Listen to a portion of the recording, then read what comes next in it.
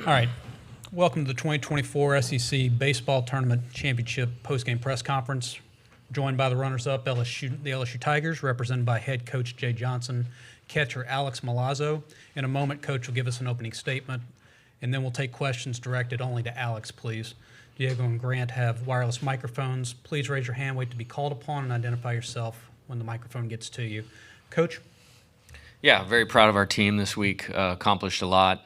4 wins, in the toughest league and toughest tournament in baseball. Congratulations to Tennessee for winning the championship today. They got a great program, great players, and but I think the story is how we played all week long. We had 2 dominant pitching performances. We had 2 dominant offensive performances, and came up a little bit short. And really liked what I saw in terms of the depth of our pitching staff and guys that can make a positive contribution moving forward, in the NCAA tournament, and feel pretty good about the 10 or 11 position players that we're going to roll with, and feel like we're well positioned for success in the next couple weeks. And it was a great week in Hoover. Obviously, would have liked to got one more hit there and won the tournament, but eyes ahead for the Tigers. All right. Questions for Alex, starting on the right front row. Chessa Boucher with WVLA in Baton Rouge. Alex, what does it say about your team with what you guys did this week and just postseason positioning as well? Yeah, this team's been resilient all year. I think playing throughout the SEC, it's the toughest league in college baseball, and you're going to get hit in the mouth quite a few times as you go into that conference. And we took our licks early on, but a lot of guys on this team grew up and matured as we were going on, and I think just the message was, hey, it's not time to throw in the towel. And coaching staff did a great job of showing up to work every day. So did we, and we took it one game at a time, and slowly but surely you could start seeing the pieces coming along. And I don't think either one of us up here is shocked of what we just did in this tournament, and but got to move on. And we've been playing playoff baseball for the past 5 or 6 weeks to get to where we are now, and look forward to making a good postseason run. All right, front and center. Alex Koki-Raleigh with the Advocate. What'd you see from all the different guys who threw today, given that pretty much all of them are either on short rest or no rest at all? Yeah, I think each guy, first of all, went out there and competed against a very good offensive lineup. Hats off to Tennessee. They swing the bats very well. But each guy went out there and competed their butts off. I really liked what I saw from Thatcher Hurd. I mean, that's one of the biggest takeaways from this SEC tournament for me as a catcher is how good he looked and how much he's battled throughout the season. Getting him where he's at right now is a big addition to our pitching staff, but Will Helmers too. Couldn't be more proud of him, a guy that probably hadn't pitched in the last month, and he comes out and throws up, 4 or 5 innings of zeros. So just overall as a staff, I'm super proud of them, and I think it was big to get all those guys in this environment for going forward. Third row, right side. Jack Schemmel with WBRZ in Baton Rouge. Alex, I guess, what did you learn about your team this week that you didn't know going into the week? Nah, nothing really shocked me. I knew what we were capable of, coming in. Coming into this, I think the biggest thing was we had some very clutch hits, and throughout the game there was no panic, whether we were down 8-0 at one point in time or the 4 or 5 lead changes in the first South Carolina game. Very proud of just staying with the plan, staying with the approach, guys not getting outside of themselves. And, it comes down right there. We were just short of 1 hit. All right, front row, right. Stephen Milam, the true freshman, had a monster week. What did you see from him? He doesn't play like a true freshman, and he's been clutch for y'all back-to-back games. Yeah, he's just a competitor. There's no other way to put it. That guy competes. I wouldn't want any other second baseman. I wouldn't trade him for anybody else. That's our guy right there, and he's a competitor. All right, last one for Alex, front row on the left. Alex, after catching, I don't know how many games it's been in a row now, 5 or 6 games in a row in this sort of humidity, how are you feeling? Feel fine. I was built for this. I've been catching since I was 9 years old, so it's just a toughness aspect of it. Awesome. Alex, congratulations on the success this week. Good luck the rest of the way. Thank you. All right, if there are questions for Coach, let's start here on the front right. Coach, how big of a week was it for your team? You've talked about the adversity, but to really show the world that you guys aren't backing down and to essentially lock up a number 2 seed.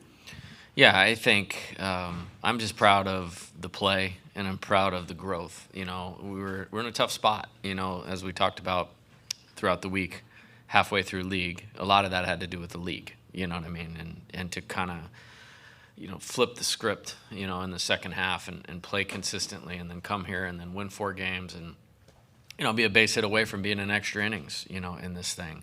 And these guys wanted to win today, but I think they emptied the tank pretty good. I mean, my man's up here talking about toughness, and he's all good, but we need to sit him down for a couple days and get recouped. But he did a terrific job, as did all of the rest of the players. So we'll fly home tonight, and we'll get some good rest. We'll get them up. We'll celebrate being in the NCAA tournament tomorrow when the bracket pops up. And then we'll give them a good itinerary once we know where we're going, who we're playing, when we're leaving, and get prepared, you know, because that's the next phase of this. It was a good week, but we didn't, you know, this wasn't the end game, you know, for this team. And they respected the game. They respected this conference. They respected their university in terms of how they played and competed for a championship today. But we're excited about what's ahead. Third row on the right. Coach, you got 5 games in 6 days. What do you tell your guys when you know that this is a situation you want to be in a week or down the road? Yeah, I think, you know, that one's a 5 games in 4 days if you don't play it right.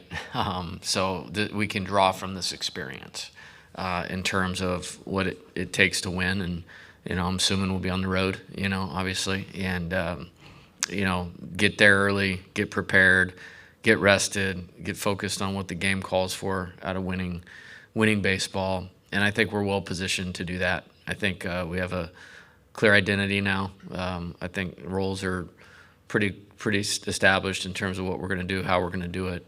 And they're playing incredibly hard. And, you know, it's a team that I'm proud of and really excited to attack the postseason. You know, I mean, there's 300 schools playing baseball.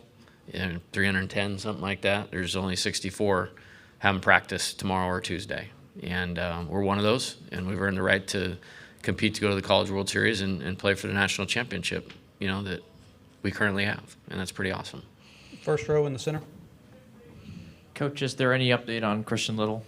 Yeah, I mean, he came out of the game and just he didn't feel good at his lat. It's not an arm issue. It was a lat issue. So I don't have anything other than that. I mean, he wanted to throw a few more pitches, and I was like, no, we're not going to do that.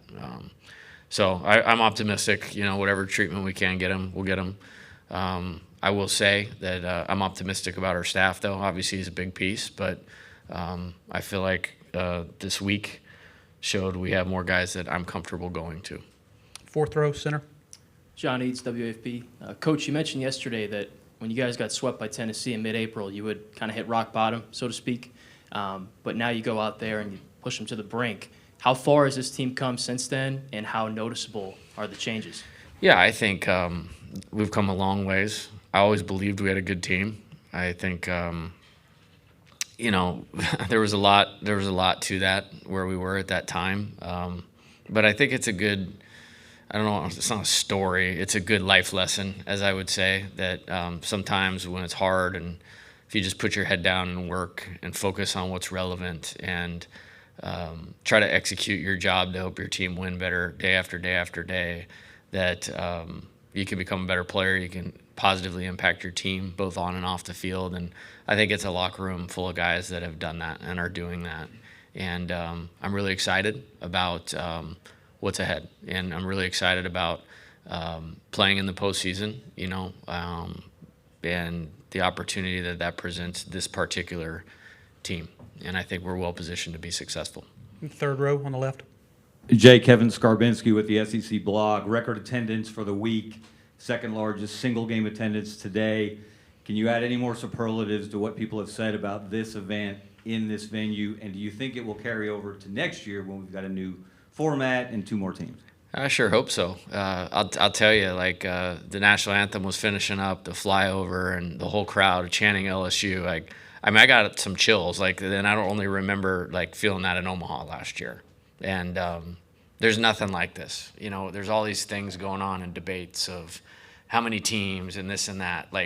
There's college baseball, and then there's this thing that's happening here, and they're not the same right now. And I'm proud to be a part of the conference.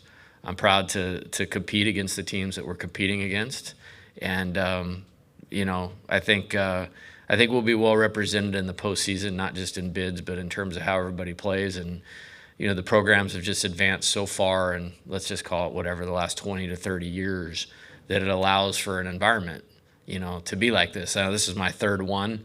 This is the most successful we've been in this, and watching it on TV all those years in the West, the 9:30 a.m. games, it's 7:30 a.m. I'm eating my oatmeal in my office, and I got a game on.